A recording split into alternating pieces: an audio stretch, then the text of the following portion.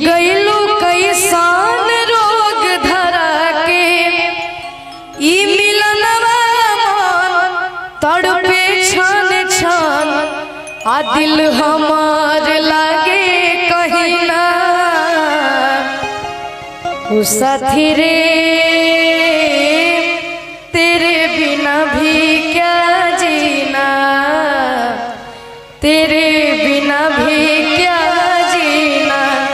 आवे के भैया कि अखियां तोहरे ही रहिया ताके गईलू कैसान रोग धरा के, अखियां तोहरे ही रहिया ताके गईलू कैसान रोग धरा के ई मिलनवा तड़पे छन छन दिल हमार लागे कहीं ना ओ साथी रे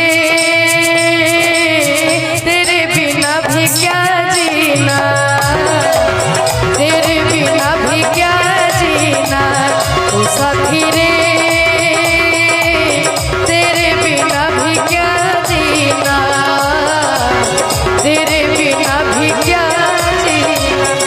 अखियां तोहरे ही रहिया ताके गईलू कैसान रोग धरा के, अखियां तोहरे ही रहिया ताके गईलू कैसान रोग धरा के ई मिलनवा तड़पे छन छन दिल हमर लागे कहीं ना ओ साथी रे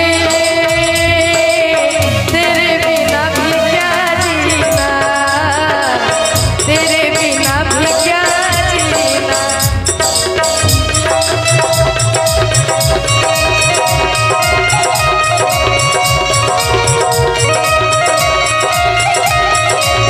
भैया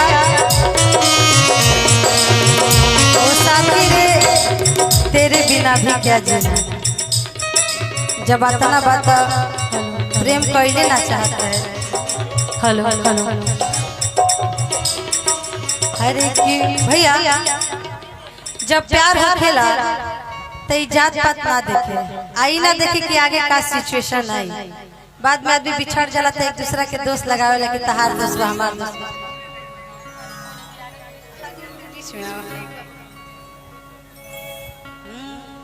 भैया अरे प्रेम चिन्हेला अरे नया दी कौन जात है। प्यार जात पात देख के ना कहे, जब होखे तो दिमाग से ना दिल से होखेला। प्रेम चिन्हेला नया दी कौन जात है। प्रेम ना चिन्हे के नीरो कि झूठ बात हो। प्रेम चिन्हेला नया आदमी कौन जात हो।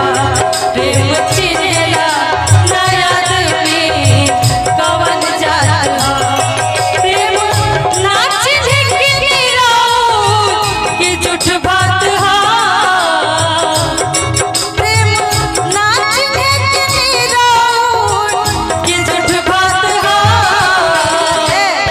प्रेम चिन्हेला नया आदमी कौन जात हो। प्रेम चिन्हेला नया आदमी कौन जात हो। जब साथ देवे के ना रहे तब प्यार कहेंगे कैलू पल पल तड़पे दिल आह भरे काहे हमरा से दूर हो गईलू तू। जब साथ देवे के ना रहे भैया लेकिन हम कहब कि मोह माया के चक्कर में नहीं के पड़े के, काहे कि 2 दिन के झमेला बा।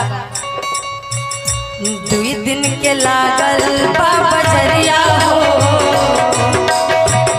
2 दिन के